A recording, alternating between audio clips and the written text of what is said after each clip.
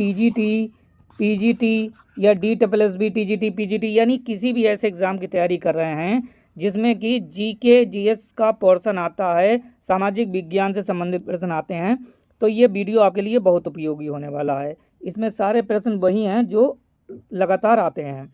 पहला सवाल है कि भारतीय संविधान किस दिन पूर्णतः लागू हुआ था? तो भारतीय संविधान 26 जनवरी 1950 को लागू हुआ था और ये बनकर कब तैयार हो गया था? तो 26 नवंबर 1949 को बनकर तैयार हो गया था, लेकिन लागू कब किया गया? 26 जनवरी 1950 को।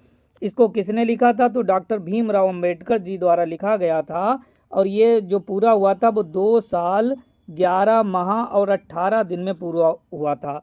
इस तरीके से हर क्वेश्चन का हम डिस्क्रिप्शन आपको बताते रहेंगे।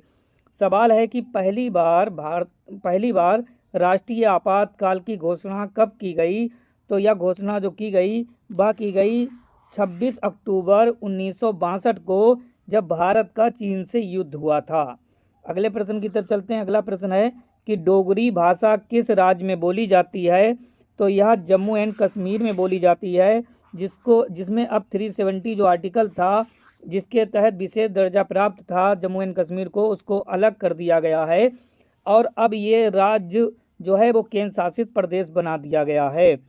इस तरीके के बहुत प्रश्न आपसे पूछे जाते हैं, आप चैनल पर बने रहिए। कार्यकाल पूर्ण होने से पूर्व भारत के राष्ट्रपति को उनके पद से कौन हटा सकता है? तो संसद द्वारा महाभियोग लगाकर उनको हटाया जा सकता है। अब अगर आपसे प्रश्न पूछा जाए कि भारत के राष्ट्रपति को शपथ कौन दिलाता है? तो जो सुप्रीम कोर्ट के मुख्य न्यायाधीश होते हैं वह भारत के राष्ट्रपति को शपथ दिलाते हैं। अगला प्रश्न है भारत के प्रधानमंत्री को कौन नियुक्त करता है? तो भारत के प्रधानमंत्री को जो नियुक्त करते हैं वो भारत के राष्ट्रपति नियुक्त करते हैं। ठीक है, अगले प्रश्न की तरफ चलते हैं। प्रश्न है कि राष्ट्रपति के चुनाव में कौन भाग लेता है? तो राष्ट्रपति के जो चुनाव में वो लोकसभा, राज्यसभा तथा विधान सभा के सदस्य भाग लेते हैं। हम आपको बता दें कि राष्ट्रपति का जो चुनाव होता है वो डायरेक्ट पब्लिक द्वारा वोट देकर नहीं चुने जाते हैं।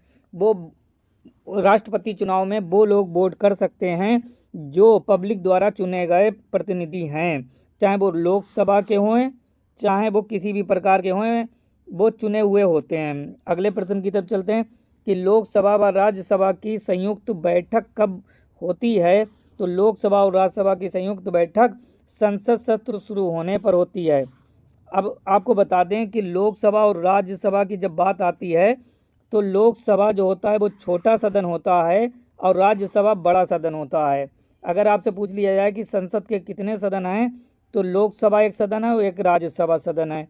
लोकसभा के जो मेंबर होते हैं, जो सदस्य होते हैं, उनका कार्यकाल जो होता है वो 5 वर्ष का होता है और राज्यसभा के जो सदस्य होते हैं उनका कार्यकाल 6 वर्ष का होता है। ठीक है, अगर आपसे पूछ लिया जाए तो आप बता दीजिएगा।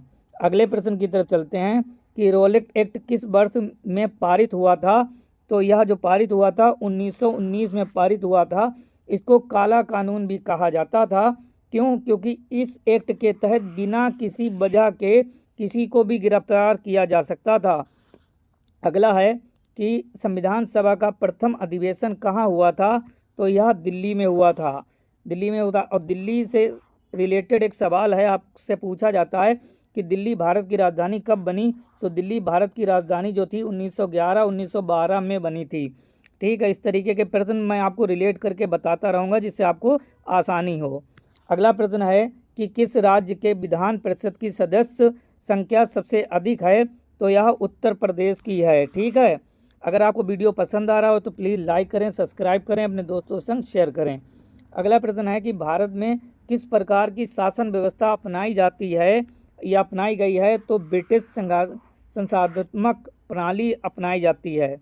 अगला प्रश्न है कि भारत की संसदीय प्रणाली पर किस देश के संविधान का स्पष्ट प्रभाव दिखता है? तो वो ब्रिटेन का दिखता है। क्यों? क्योंकि भारत में जो राज्य कर रही थी इनकी कंपनियां, उनसे बहुत ज़्यादा इन्फ्लुएंस होकर भी ऐसा है और बहुत से आर्टिकल यहाँ से लिए गए हैं। अगला है कि राज्य के नीति निदेशक सिद्धांतों की प्रेरणा किस देश के संविधान से मिली है? तो यह आयरलैंड से मिली है। किसके मिली है? आयरलैंड से मिली है। अगले प्रश्न की तरफ चलते हैं। अगला प्रश्न है हमारा कि भारतीय संविधान की संशोधन प्रक्रिया किस देश के संविधान से ली गई है, तो यह दक्षिण अफ्रीका के संविधान से ली गई है, साउथ अफ्रीका से। और किस आर्टिकल के तहत ये संविधान में संशोधन होता है वो भी मैं बता दूं, 368 जो आर्टिकल है, कौन सा है, 368 यानी 368 आर्टिकल के तहत भारतीय संविधान में संशोधन किया जा सकता है। ये सवाल भी आपसे पूछ लिया जाता है। अगले प्रश्न की तरफ चलते हैं कि वर्तमान में भारतीय संविधान के कुल कितने भाग हैं, तो वर्तमान में 22 भाग हैं। अगले प्रश्न की तरफ चलते हैं कि भारतीय संविधान में 3 अनुसूचियों की व्यवस्था कहाँ से ली गई है, तो यह भारत शासन अधिनियम 1935 से ली गई है। किस वर्ष सिक्किम को राज्य का दर्जा दिया गया था, तो 1975 में दिया गया था। अगला है कि जनता पार्टी के शासन के दौरान भारत के राष्ट्रपति कौन थे, तो ये नीलम संजीव रेड्डी जी जो थे वो भारत के राष्ट्रपति थे।